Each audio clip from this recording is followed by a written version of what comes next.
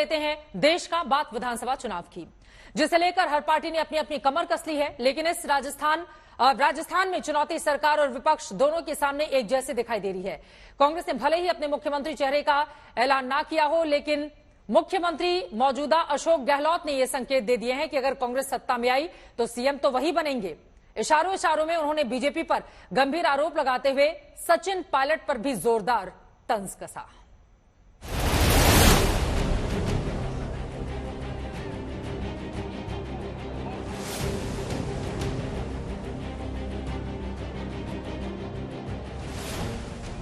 राजस्थान की सियासी जंग इस बार दिलचस्प होने वाली है। यहाँ लड़ाई सिर्फ विरोधियों से नहीं, बल्कि एक जंग अपनों के बीच भी है। सोचिए, न ही बीजेपी ने सीएम उम्मीदवार का ऐलान किया है और न ही कांग्रेस किसी चेहरे को लेकर चुनाव लड़ने जा रही है, लेकिन जब सवाल निकलते हैं तो जवाब बहुत कुछ कह जाते हैं। ऐसा ही एक सवाल जब आज तक संवाददाता मौसमी सिंह ने अशोक गहलोत से किया तो देखिए सियासत के जादूगर बहुत कुछ कह गए। मैंने आपको मौसमी जी खाली मजाक बात सुने, मैंने कहा मजाक के अंदर कि मेरा मतलब पद छोड़ने का मतलब ये है, छोड़ नहीं रहा है कि मुझ पे इतना विश्वास हाईकमान ने किया है। रेयर होता देश के अंदर, कुछ तो कारण होंगे कि सोनिया गांधी, राहुल गांधी, अगर प्रियंका गांधी मुझ पे विश्वास कर रही है, जो एक फैमिली है जो कांग्रेस को एकजुट रखे हुए हैं, कुछ तो कारण होंगे भाई कि मुझे क्यों बनने का मौका मिला है, कुछ तो कारण होंगे।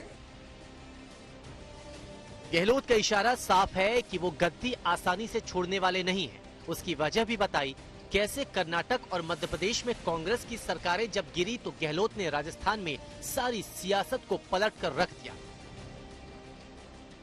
जब मेरे एमएलए को ऑफर था पैसा 10 करोड़ रुपए पहली किस्त, और टच एंड गो था, वो ऐसा नहीं कि मैं कोई 20-25 लोगों लेके बैठा वहां पे एक्स्ट्रा, टच एंड गो का खेल था, तब भी 40 दिन तक उन्होंने साथ नहीं पाया। पब्लिक ने कहा फोन कर करके, हमारे एमएलए साहब आपको 6 महीने रहना पड़ेगा रही होटल के अंदर, ये सरकार गिरनी नहीं चाहिए, जिसका मुख्यमंत्री अशोक गहलोत थे वहां पर।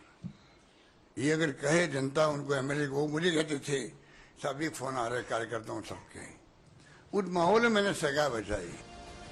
आखिर एक तीर से कई निशाने चला रहे हैं। वो सचिन पायलट की बगावत पर तंज भी कस रहे थे तो कुर्सी का हकदार भी खुद को बता रहे हैं। जब सचिन का जिक्र आया तो यहाँ पर भी गहलोत ने मोहब्बत वाला सिक्सर लगाया। हम सब एकजुट हैं। जब उनके साथ लोग गए थे, उनके टिकट सब क्लियर हो रहे हैं करीब करीब। उससे बड़ा उदाहरण क्या मैं दे सकता हूँ आपको?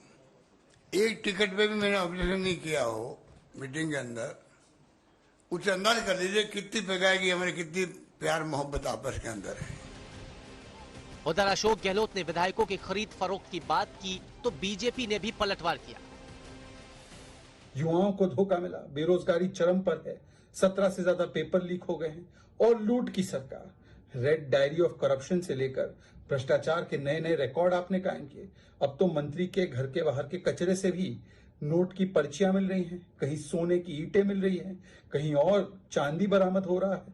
इस प्रकार से अप्रत्याशित लूट जो मचाई गई 5 वर्षों में, वो सारी जगह से बाहर आ रहा है। तो ये लूट, झूठ और फूट और जो तुष्टिकरण किया है आपने, उसकी वजह से जनता तो आपको पद से हटाने का मन बना चुकी है। कांग्रेस हो या फिर बीजेपी, राजस्थान की राह दोनों के लिए आसान नहीं है, जहां अंदरूनी कलह सबसे बड़ा मुद्दा बनी हुई है। बीजेपी की लिस्ट के बाद जहां राजस्थान में घमासान मचा है, तो वहीं कांग्रेस की लिस्ट न आने से अटकलों का बाजार गर्म है। खबरों की माने तो कांग्रेस की लिस्ट तय हो चुकी है। कांग्रेस ने करीब 30 उम्मीदवारों के नाम तय कर रखे हैं। सूत्रों की माने तो अशोक गहलोत के कुछ करीबियों की टिकट को लेकर खींचतान जारी थी। वहीं करीब 15 विधायकों की टिकट कटने की बात भी सामने आ रही है। बीजेपी की लिस्ट आ गई तो डांस कर रहे हैं ना बीजेपी कार्यालय में लोग, क्या फायदा हुआ बीजेपी को? लिस्ट आनी चाहिए पूरी तैयारी के साथ, जल्दीबाजी नहीं होनी चाहिए। बीजेपी में पत्थर फेंक रहे हैं, एक दूसरे के सर फोड़ रहे हैं लोग बाग। बीजेपी की हालत खराब है। बहरहाल राजस्थान का चुनाव इस बार दिलचस्प होने वाला है। बीजेपी की लिस्ट में जहां दिग्गज नेता अब विधानसभा के मैदान पर उतरते नजर आ रहे हैं, तो कांग्रेस भी फूक फूक कर कदम रख रही है। दिल्ली से मौसमी सिंह और जय किशन के साथ आज तक ब्यूरो।